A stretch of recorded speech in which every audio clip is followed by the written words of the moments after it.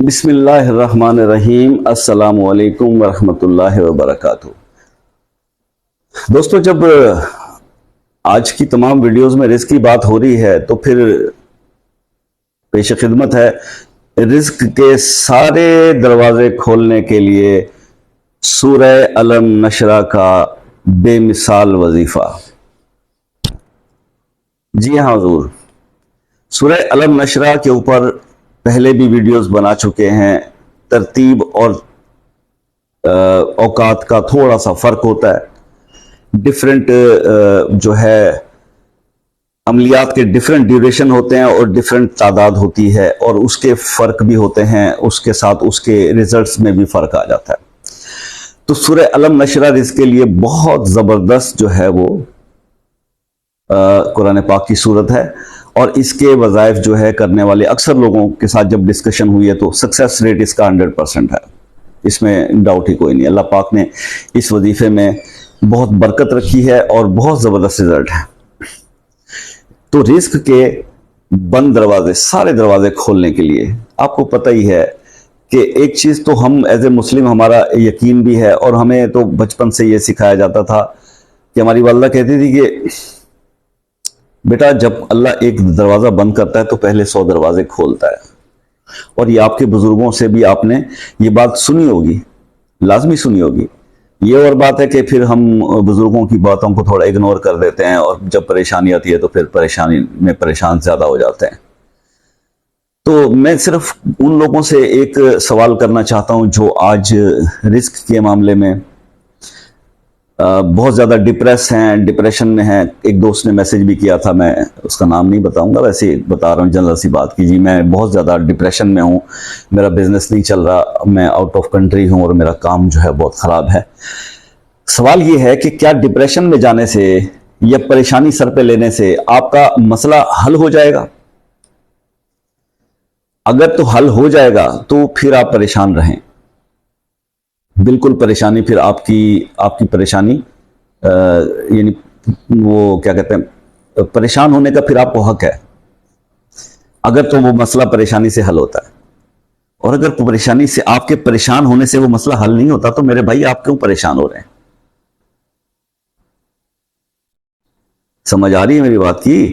وہ ہمارے سرائکی میں کہاوت ہے کہ غریبی میاد تے ویسی، غریبی میاد تے ویسی، بڑی پیاری بات تھی۔ جو لوگ بزرگ جو مطلب پڑھے لکھے نہیں ہوتے تھے نا، ان کے پاس تجربے کا اتنا علم ہوتا تھا کہ ان کی باتوں میں بڑی لاجک اور بڑا وزن ہوتا تھا، وہ بات بڑی نپی تلی کرتے تھے اور بڑی لاجیکل بات ہوتی تھی کہ غربت اپنی میعاد پر جائے گی، غریبی تو اپنی میعاد پہ ویسے۔ سمجھ رہے ہیں میری بات کو؟ تو جب اس نے اپنی میعاد پر جانا ہے تو اس سے پہلے اگر جانے کے لیے کہنا تو پھر کس کو کہنا پڑے گا بھائی؟ اپنے رازق کو کہنا پڑے گا، اللہ سے التجا کرنی پڑے گی، اپنے گناہوں پر نادم ہونا پڑے گا۔ کچھ گناہ ایسے ہوتے ہیں جن کے کرنے سے رزق میں بے برکتی آتی ہے، رزق میں بے برکتی آتی ہے حضور۔ کچھ گناہ ہم ایسے کر بیٹھتے ہیں جس کو ہم آج کے معاشرے میں گناہ ہی نہیں سمجھتے۔ مثال کے طور پر جھوٹ، جھوٹ بولنا عام ہے، جھوٹ تو عام ہے، کسی کو خوش کرنے کے لیے ہنسی مذاق میں بھی لوگ جھوٹ بولتے ہیں جس سے کہ منع کیا گیا ہے۔ گھر میں بیٹھے ہوئے تو یہ اکثر ہی ہوتا ہے نا، کیونکہ آپ ڈپریشن میں ہیں اور آپ کا روزی کے مسائل چل رہے ہیں، تو باہر کوئی بلانے آیا یا کوئی نماز کے لیے کہنے آیا، تب اکثر تبلیغی جماعت والے جب آتے ہیں تو بچے کو یہ کہا جاتا ہے کہہ دو بابا نہیں ہے گھر پہ۔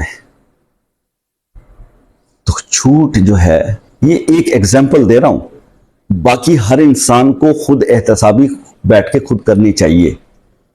ہم کو دودھ کے دھلے نہیں ہیں بھیا، بشر ہیں، گناہ گار ہیں، گناہ ہو جاتے ہیں، لیکن ایک بات سیکھی ہے کہ کچھ بھی ہو جائے تو فوراً مسلح پہ گر جاؤ اور گڑ گڑاؤ اور رو اور اللہ سے معافی طلب کرو، اللہ پاک غلطی ہوئی ہے آئندہ نہیں کروں گا۔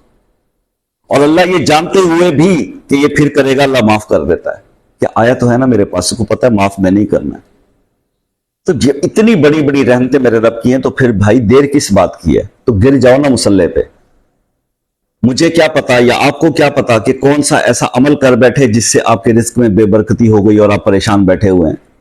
اب وہ دروازہ جو بند ہوا ہے اس کو کھولنا تو ہے. کھولنے کے لیے تو میں آپ کو وظیفہ بتا رہا ہوں, لیکن اس غلطی کا بھی تو کچھ تدارک ہونا چاہیے نا جس کی وجہ سے یہ ایسا ہو چکا ہے. اس کو کہتے ہیں سیلف اسیسمنٹ. یہ سیلف اسیسمنٹ بیٹھ کے کرنی ہے. دوسروں کو پوائنٹ آؤٹ تو ہم بڑی جلدی کرتے ہیں نا, یہ ایک انگلی دوسرے کی طرف کی تو یہ نہیں پتا کہ چار اپنی طرف بھی ہیں. اپنا اسیسمنٹ نہیں کرتے بیٹھ کے کہ بھئی پتہ نہیں جی قسمت ہی خراب ہے, بس نصیب ہی ایسے ہیں یار, وہ نصیب خراب ہے ہمارے, وہ رزق ہی نہیں, کچھ سلسلہ نہیں بن رہا, کاروبار کیا تو وہ نہیں چل رہا, بس جس کام میں ہاتھ ڈالتے ہیں ہماری قسمت ہی خراب ہے. قسمت کو دوش دے دیا 2 منٹ میں بیٹھ کے. قسمت تو تمہاری اس رب نے بنائی ہے جو 70 ماؤں سے زیادہ پیار کرتا ہے, وہ کیسے غلط بنا سکتا ہے؟ آپ کی اپنی غلطیاں, اپنی کوتاہیاں, بھائی اس کا اسیسمنٹ کرنا ہے بیٹھ کے کہ غلطی ہوئی کہاں پہ. اگر ہو گئی کوئی مسئلہ نہیں ہے تو پھر کیا ہوا, ازالے کا طریقہ بھی تو ہے نا. استغفار کی طاقت تو دی ہوئی نا, رب تو بیٹھا ہوا انتظار کے اندر. رب انتظار کرتا ہے کس چیز کا؟ شدت سے, کہ میرا بندہ میری طرف رجوع کرے اور اپنے گناہوں پہ نادم ہو کر معافی مانگ لے, میں اس کو معاف کر دوں گا. تو بھائی رجوع کر لیں, معافی مانگ لیں. اللہ بڑا رحیم ہے. اللہ نے تو اپنے محبوب کی اس امت کو بخشنے کے بہانے بنائے ہوئے ہیں. مطلب آپ ہمیں کتنی کتنی بڑی راتیں دے دی ہوئی ہیں اللہ پاک نے, جس میں بخشش کا سامان ہے.